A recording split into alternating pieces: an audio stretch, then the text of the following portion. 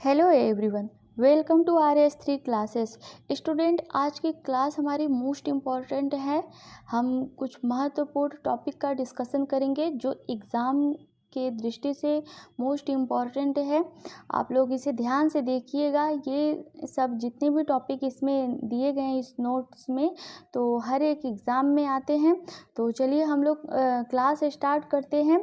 तो कौन कौन से पॉइंट हैं उन्हें हम लोग एक जानकारी ले लेते हैं। जैसे घास के मैदान, जितने भी देश में मतलब कौन कौन से घास के मैदान पाए जाते हैं, और फिर वन्य जीव संरक्षण परियोजनाएं कौन सी चलाई गई, और पर्यावरण आंदोलन कौन कौन से चलाए गए, और फिर अंतर्राष्ट्रीय स्तर पर पर्यावरण की सुरक्षा के लिए कौन कौन से सम्मेलन हुए।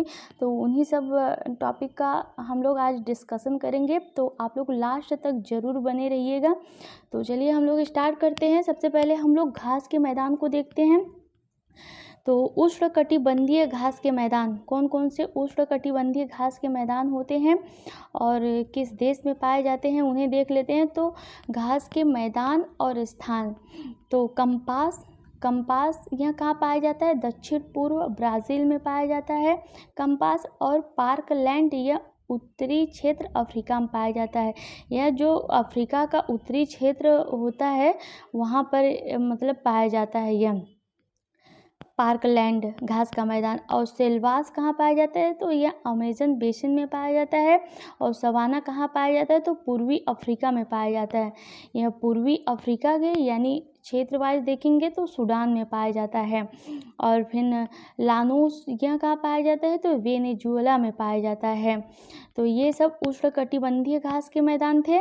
आगे हम लोग देखते हैं शीतोष्णकटिबंधीय घास का मैदान कौन कौन से होते हैं। तो घास का मैदान और फिर स्थान यानी किस देश में पाया जाता है?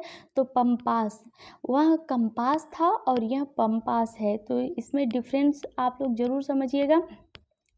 इसका क्या है? तो पंपास यह कहाँ पाया जाता है? तो अर्जेंटीना और उरुग्वे में पाया जाता है। और प्रेयरी यह उत्तरी अमेरिका और कनाडा में पाया जाता है प्रेयरी। और डाउन्स यह ऑस्ट्रेलिया में पाया जाता है। और वेल्ड यह दक्षिण अफ्रीका में पाया जाता है। वेल्ड कहाँ पाया जाता है? तो दक्षिण अफ्रीका में पाया जाता है। और स्टेपिज कहाँ पाया जाता है? यूरेशिया में पाया जाता है। यानी यूरेशिया में कौन कौन से देश आते हैं? तो पूर्वी यूरोप और मध्य एशिया। यहाँ पर कौन सी घास पाई जाती है? तो स्टेपीज पाई जाती है। और कैंटरबरी यह कहाँ पाया जाता है? तो न्यूजीलैंड में पाया जाता है। पुस्ताज यह कहाँ पाया जाता है? तो हंगरी में पाया जाता है। पुस्ताज कहाँ पाया जाता है? हंगरी में पाया जाता है। तो यह शीतोष्ण कटिबंधीय घास के मैदान थे। कुछ चीज़ें ऐसी होती हैं स्टूडेंट जो कि रटना होता है थोड़ा, तो आप लोग इसे 3-4 बार देख लेंगे या फिर मतलब इसे लिख कर याद कर लेंगे तो याद हो जाएगा। चलिए हम लोग आगे का टॉपिक देखते हैं कौन सा है। तो वन्य जीव संरक्षण परियोजनाएं। तो परियोजना वर्ष और स्थल, मतलब कौन सी परियोजना किस वर्ष में चलाई गई और कहाँ से इसका प्रारंभ हुआ वह देखते हैं हम लोग। तो बाघ परियोजना, ये देखिए यह एग्ज़ाम में जैसे ऐसे मिलान करने के लिए भी आता है और स्थान भी पूछ लेता है कि कहाँ से यह परियोजना स्टार्ट की गई थी। और फिर सीक्वेंस वाइज लगाने के लिए भी आता है कि सबसे पहले कौन हुई उसके बाद कौन हुई। तो आप इसमें जो तीनों महत्वपूर्ण पॉइंट हैं इसमें, तो बाघ परियोजना कब चलाई गई किस वर्ष में? तो 1973 में। 1973 में चलाया गया बाघ परियोजना। कहाँ से इसका प्रारंभ हुआ, किस स्थल से? तो जिम कॉर्बेट राष्ट्रीय उद्यान से इसका प्रारंभ हुआ। जिम कॉर्बेट राष्ट्रीय उद्यान कहाँ है? तो उत्तराखंड में है। और फिर हाथी परियोजना यह 1992 में प्रारंभ किया गया। और किस स्थान पे? तो सिंहभूमि कहाँ पड़ता है? झारखंड में पड़ता है। और फिर गैंडा परियोजना यह 1987 में शुरू किया गया। किस स्थान से? तो काजीरंगा राष्ट्रीय उद्यान से प्रारंभ किया गया। काजीरंगा राष्ट्रीय उद्यान कहाँ है? तो असम में है। आगे हम लोग देखते हैं हंगुल परियोजना यह कब से प्रारंभ किया गया और कौन से वर्ष में? तो 1970 में दाची गामा अभ्यारण्य से। दाचिगामा अभ्यारण्य कहाँ पड़ता है? तो जम्मू कश्मीर में पड़ता है। हंगुल परियोजना। और फिर थामिन परियोजना, यह 1977 में चला गया। कहाँ से स्टार्ट किया गया? तो केबुल लामजाओ अभ्यारण्य से। केबुल लामजाओ अभ्यारण्य कहाँ है? तो मणिपुर में है। मणिपुर में है। आगे हम लोग देखते हैं घड़ियाल या मगरमच्छ प्रजनन परियोजना। यह कब स्टार्ट किया गया? तो 1975 में। यह कब स्टार्ट किया गया? तो 1975 में स्टार्ट किया गया। कहाँ से? तो तीकरपाड़ा। तीकरपाड़ा कहाँ पड़ता है? तो उड़ीसा में पड़ता है। यहाँ से स्टार्ट किया गया मगरमच्छ प्रजनन परियोजना या घड़ियाल प्रजनन परियोजना। और गिद्ध संरक्षण परियोजना, यह कब से स्टार्ट किया गया? तो 2006 में। और इसके 4 स्थान से शुरू किया गया। कहाँ कहाँ से? तो जूनागढ़, भोपाल और फिर हैदराबाद और भुवनेश्वर। और मतलब एग्ज़ाम में ऐसे पूछ लेगा जैसे कि दूसरे सिटीज़ का नाम दे देगा और पूछ लेगा कि कहाँ पर नहीं चला गया। तो आप लोग ये चारों देखे रहेंगे तो फिर पता रहेगा, तो फिर एग्ज़ाम में कर लेंगे क्वेश्चन। आगे हम लोग देखते हैं कस्तूरी मृग परियोजना। यह कब चलाया गया? तो कस्तूरी मृग परियोजना 1970 में चलाया गया। और कहाँ से स्टार्ट किया गया? तो केदारनाथ अभ्यारण्य। केदारनाथ अभ्यारण्य कहाँ है? तो उत्तराखंड में है। और कछुआ संरक्षण परियोजना, यह 1975 में चलाया गया। कहाँ से? तो भीतरकनिका अभ्यारण्य से। भीतरकनिका अभ्यारण्य कहाँ है? तो उड़ीसा में है। और हिम तेंदुआ परियोजना, यह कब चलाया गया? तो 2009 में चलाया गया। कहाँ से? तो दार्जिलिंग में प्रारंभ किया गया। दार्जिलिंग से मतलब प्रारंभ किया गया। और लाल पांडा परियोजना, यह 1996 में चला गया। और कहाँ से प्रारंभ किया गया? तो Padmaja Naidu Himalayan zoological park Darjeeling से यहाँ चलाया गया। लाल पांडा परियोजना 1996। तो ये मोस्ट इम्पॉर्टेंट था स्टूडेंट, आप लोग इसे ध्यान में रखिएगा। आगे हम लोग देखते हैं पर्यावरणीय आंदोलन, यानी पर्यावरण को बचाने के लिए कौन कौन सा आंदोलन चलाया गया। तो आप लोग सभी लोग जानते होंगे चिपको आंदोलन क्या था, उसकी आप लोग कहानी ज़रूर पढ़े होंगे। तो यह जो पॉइंट है सिर्फ एग्ज़ाम को मतलब देखते हुए जो एग्ज़ाम में पॉइंट आते हैं उन्हीं को शामिल किया गया है। तो चिपको आंदोलन किस वर्ष चलाया गया? तो 1973 में चलाया गया। किस स्थान से चलाया गया? तो फिर उत्तराखंड से। और इसके मुखिया यानी नेतृत्वकर्ता कौन थे? तो गौरा देवी थी। और अन्य सदस्य कौन थे? तो चंडी प्रसाद भट्ट और सुंदरलाल बहुगुणा थे इसके अन्य सदस्य, यानी चिपको आंदोलन के अन्य सदस्य। और मुखिया कौन था? तो गौरा देवी थी। इतना 2-3 पॉइंट आप लोग ध्यान में रखिएगा। और शांति घाटी परियोजना यानी साइलेंट वैली प्रोजेक्ट, यह कब चलाया गया? तो 1978 में चलाया गया। किस स्थान से? तो केरल से। केरल में जो पलक्कड़ ज़िला है वहाँ से यह स्टार्ट किया गया साइलेंट वैली प्रोजेक्ट। तो किस नदी पर? तो कुथीपुजा नदी पर हाइड्रो इलेक्ट्रिक परियोजना के विरोध में यह चलाया गया। और फिर विरोध का कारण क्या हुआ? तो सरकार ने 1980 में मेनन कमेटी बनाई। इस विरोध का कारण क्या हुआ? तो सरकार ने 1980 में मेनन कमेटी बनाई इसके लिए, शांति घाटी परियोजना के लिए। और टिहरी बांध परियोजना क्या है? तो टिहरी बांध परियोजना यह कहाँ पर है? तो उत्तराखंड में है। किस नदी पर है? तो भागीरथी। भागीरथी किसकी सहायक नदी है? तो गंगा की सहायक नदी भागीरथी है। और फिर यह भारत का सबसे ऊंचा बांध है, ये तो पता ही होगा आप सभी को। टिहरी बांध भारत का सबसे ऊंचा बांध परियोजना है। यह सेस्मिक फेल्ट जोन के अंतर्गत मतलब आता है। ये टिहरी बांध परियोजना जिस पे बनाई गई, मतलब यह जो मतलब भूकंप, जहाँ ये भूकंपीय क्षेत्र होते हैं जहाँ पे भूकंप बहुत ज़्यादा आते हैं, इससे मतलब भूकंप आने की हमेशा संभावना बनी रहती है। तो इसका नेतृत्वकर्ता कौन थे? तो सुंदरलाल बहुगुणा थे। नेतृत्वकर्ता कौन थे इसके? तो सुंदरलाल बहुगुणा थे। और मतलब ये जब ये भूकंपीय क्षेत्र है तो यहाँ भूकंप हमेशा आने की संभावना रहती है। कुछ विशेषज्ञों का मानना यह है कि अगर यह बांध टूटा तो पूरा जो हरिद्वार, उत्तराखंड में जो हरिद्वार पड़ता है, वह पूरा जलमग्न हो जाएगा, इसलिए यह परियोजना चलाई गई। तो आगे हम लोग देखते हैं जंगल बचाओ आंदोलन। यह कब चलाया गया? तो 1980 में चलाया गया। कहाँ पर? तो बिहार, झारखंड, उड़ीसा के सिंघल भूमि में यह जंगल बचाओ आंदोलन चलाया गया। और प्राकृतिक साल वन तथा टीक वन के कटाई के विरोध में यह चलाया गया जंगल बचाओ आंदोलन। और नवधान्य आंदोलन क्या था? तो इसके नेतृत्वकर्ता कौन है? तो वंदना शिवा है। यह 1984 में चलाया गया। 1984 में चलाया गया। इसके मुख्य कार्य कौन सा है? तो जैव संगठन, विविधता संरक्षण तथा जैविक कृषि को बढ़ावा देना। इसका मतलब मुख्य कार्य क्या है? नवधान्य आंदोलन आप लोग ध्यान में रखिएगा। इसका मतलब जैव संगठन, विविधता संरक्षण और जैविक कृषि को बढ़ावा देना। और यह 2000 में नवधान्य संगठन ने जन स्वराज आंदोलन लाया। जन स्वराज आंदोलन लाया जो जल निजीकरण के विरुद्ध था, जो जल के निजीकरण के विरुद्ध था। तथा इन्होंने परंपरागत जल संग्रह प्रणाली को भी प्रोत्साहित किया इस आंदोलन ने, नवधान्य आंदोलन ने। और आगे हम लोग ये वंदना शिवा की एक पुस्तक है जो एग्ज़ाम में पूछे जाते हैं। तो पुस्तक का नाम क्या है? टुमरोज बायोडाइवर्सिटी, यह इनकी पुस्तक है। और एपिको आंदोलन यह किस वर्ष में हुआ? तो 1983 में हुआ एपिको आंदोलन। यह पश्चिमी घाट की सुरक्षा के लिए लाया गया।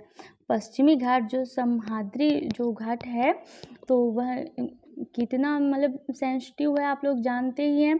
तो उसके सुरक्षा के लिए यह लाया गया एपिको आंदोलन। और इसका उद्देश्य क्या था? वनों की सुरक्षा करना और वृक्षों को पुनः रोपित करना और वन्य संपत्ति की सुरक्षा करना। एपिको आंदोलन का यह उद्देश्य था। और कहाँ पर चलाया गया और किस वर्ष में, ये आप लोग ध्यान में रखिएगा। आगे हम लोग देखते हैं नर्मदा बचाओ आंदोलन क्या था। तो नर्मदा नदी पर यह जो बांध, सरदार सरोवर बांध बनाया गया है, उसके लिए चलाया गया किस वर्ष में? तो 1985 में। और इसके नेतृत्वकर्ता कौन थे? तो मेधा पाटेकर और बाबा आमटे थे नर्मदा बचाओ आंदोलन के नेतृत्वकर्ता। आगे हम लोग देखते हैं स्टूडेंट कुछ और भी मोस्ट इम्पॉर्टेंट पॉइंट। कार्बन अधिग्रहण क्या होता है? मनुष्य द्वारा जनित CO2 को यानी कार्बन डाइऑक्साइड को वातावरण से कम करना कार्बन अधिग्रहण कहलाता है, कार्बन अधिग्रहण। और हम लोग देखेंगे राष्ट्रीय हरित प्राधिकरण यानी नेशनल ग्रीन ट्रिब्यूनल क्या, NGT क्या होता है? NGT क्या है उसे हम लोग देखते हैं। तो NGT की स्थापना राष्ट्रीय हरित प्राधिकरण एक्ट 2010 के तहत वर्ष 2010 में हुआ। और इसका मुख्यालय कहाँ है? तो नई दिल्ली में है। NGT का मुख्यालय नई दिल्ली में है। और इसकी 4 शाखाएं हैं। कहाँ कहाँ पर हैं? तो भोपाल में, पुणे में, कोलकाता में, चेन्नई में है। NGT की 4 शाखाएं हैं। और इसके NGT के अध्यक्ष कौन होते हैं? तो जो सुप्रीम कोर्ट के सेवानिवृत्त न्यायाधीश होते हैं, यानी जो रिटायर सुप्रीम कोर्ट के न्यायाधीश हो जाते हैं, उन्हें NGT का अध्यक्ष बनाया जाता है। तो इस समय प्रेजेंट टाइम में कौन है? तो न्यायमूर्ति प्रकाश श्रीवास्तव हैं। और इनकी यहाँ कितने साल तक रहते हैं? तो 5 साल तक रहते हैं। और अभी ये प्रेजेंट टाइम में यही हैं, इनके मतलब अध्यक्ष हैं NGT के। तो ये मोस्ट इम्पॉर्टेंट है NGT स्टूडेंट, कई बार एग्ज़ाम में आया हुआ है। तो इसका ये कौन से वर्ष में इसकी स्थापना हुई, और इसका मुख्यालय कहाँ है, और शाखाएं कौन कौन सी हैं, और अध्यक्ष कौन होता है, ये आप लोग ज़रूर ध्यान रखिएगा। और भारत में NGT की स्थापना करने वाला कैसा देश है? तो तीसरा देश है। इसके पहले कौन कौन से देश ने स्थापना कर लिए थे? तो ऑस्ट्रेलिया और न्यूजीलैंड के बाद भारत है। आगे हम लोग देखते हैं अंतर्राष्ट्रीय स्तर पर पर्यावरण की सुरक्षा के लिए किए गए विभिन्न कार्यक्रम व सम्मेलन अंतर्राष्ट्रीय स्तर पर। तो सबसे पहले हम UNEP को देखेंगे। UNEP क्या होता है, इसका पूरा नाम भी पूछ लेता है। तो इसका फुल नेम क्या है, यूनाइटेड नेशन इन्वायरमेंट प्रोग्राम इसका फुल नेम है। और इसकी स्थापना कब हुआ, तो 1972 में हुआ। कहाँ पर, नैरोबी में हुआ। इसके अंतर्गत सरकारी, अर्ध सरकारी और फिर निजी क्षेत्र और सिविल सोसाइटी आते हैं। UNEP के अंतर्गत सरकारी, अर्ध सरकारी, निजी क्षेत्र तथा सिविल सोसाइटी आती हैं। और इसका मुख्य मतलब इम्पॉर्टेंट चीज़ें है कि पूरा नाम आप लोग को याद होना चाहिए और स्थापना कब हुई और कहाँ पर इसका मुख्यालय है, ये इम्पॉर्टेंट चीज़ें हैं जो कि आप लोग ध्यान में रखिएगा। और यूनेस्को को देख लेते हैं। तो यूनेस्को का फुल नेम क्या है, United Nation Education Scientific and Cultural Organisation. UNESCO का मुख्यालय कहाँ है, तो पेरिस में है। इसकी स्थापना शांति व सुरक्षा के कार्य के लिए किया गया। यूनेस्को की स्थापना किस लिए किया गया, तो शांति व सुरक्षा के कार्य के लिए किया गया। और इसी के तहत MAB भी मतलब लाया गया। तो MAB का फुल नेम क्या है, Man and Biodiversity Programme. UNESCO द्वारा यह 1970 में लाया गया। आगे हम लोग देखते हैं WWF यानी वर्ल्ड लाइफ फंड। तो वर्ल्ड लाइफ फंड क्या होता है, तो इसका मुख्यालय कहाँ है, तो ग्लैंड, स्विट्ज़रलैंड में, यानी स्विट्ज़रलैंड के ग्लैंड में है। इसका प्रतीक यानी शुभंकर क्या होता है, तो ज्वाइंट पांडा होता है। WWF का शुभंकर क्या है, तो ज्वाइंट पांडा है। और इसी के अंतर्गत सिटीज यानी convention on international in endangered species, यानी इसका उद्देश्य क्या है सिटीज़ का, तो उन जीवों के व्यापार को नियंत्रित करना जो आज विलुप्त की कगार पर हैं। जैसे कुछ लोग उस जीवों का मतलब व्यापार करते हैं जो विलुप्त के कगार पे हैं, तो उन्हीं को रोकना। यह किसके अंतर्गत आता है, तो WWF के अंतर्गत आता है। आगे हम लोग देखते हैं स्टॉकहोम सम्मेलन यानी स्टॉक कॉन्फ्रेंस क्या था, तो यह सम्मेलन जून 1972 को स्टॉकहोम में हुआ। इसका उद्देश्य क्या था, तो पर्यावरण सुरक्षा था। और इसी सम्मेलन में 5 जून को विश्व पर्यावरण दिवस घोषित किया गया। किस सम्मेलन में विश्व पर्यावरण दिवस घोषित किया गया, तो स्टॉकहोम सम्मेलन में 5 जून को विश्व पर्यावरण दिवस घोषित किया गया। और पृथ्वी सम्मेलन देख लेते हैं, यानी UNCED यानी United nation conference on environment and development. यह सम्मेलन कब हुआ, तो 1992 में रियो डी जेनेरियो में हुआ। और फिर इसी के द्वारा अंतर्राष्ट्रीय पर्यावरण संधि कौन सी हुई, मतलब पृथ्वी के सम्मेलन के अंतर्गत ही इसी के द्वारा अंतर्राष्ट्रीय पर्यावरण संधि कौन सी हुई, तो UNFCCC यानी United nation framework convention on climate change लाया गया पृथ्वी सम्मेलन के अंतर्गत। और पृथ्वी सम्मेलन में एजेंडा 21 भी लाया गया। तो स्टूडेंट इसमें कुछ 3-4 मोस्ट पॉइंट है। एक इसका फुल फॉर्म, और यह सम्मेलन कब और कहाँ हुआ, और इसके अंतर्गत क्या लाया गया, और फिर ये पृथ्वी सम्मेलन भी इसी के अंतर्गत आया। तो ये सब 3-4 पॉइंट आप लोग पृथ्वी सम्मेलन का ज़रूर याद रखिएगा, क्योंकि एग्ज़ाम में कई बार इससे क्वेश्चन बने हुए हैं।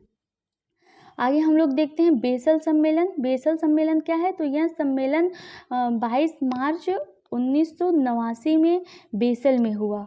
प्रभावी कब हुआ? तो 1992 में हुआ और इसका उद्देश्य क्या था? मानव स्वास्थ्य तथा पर्यावरण के लिए राष्ट्र आपस में मिलकर साझी जिम्मेदारी लेंगे। तो इसका उद्देश्य यही था कि मानव का स्वास्थ्य तथा पर्यावरण के लिए सभी राष्ट्र आपस में मिलकर मतलब साझे रूप से जिम्मेदारी लेंगे। बेसल सम्मेलन का यह उद्देश्य था। आगे हम लोग देखते हैं तो रॉटरडम सम्मेलन क्या है? तो रॉटरडम कॉन्फ्रेंस है, यह है कि यह सम्मेलन 24 फरवरी 2004 से लाया गया।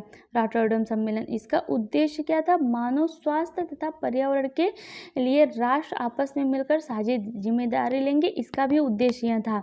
और हानिकारक, इसमें देखिए एक पॉइंट है, हानिकारक रासायनों को ले जाना राष्ट्रों की साझेदारी पर निर्भर होगी।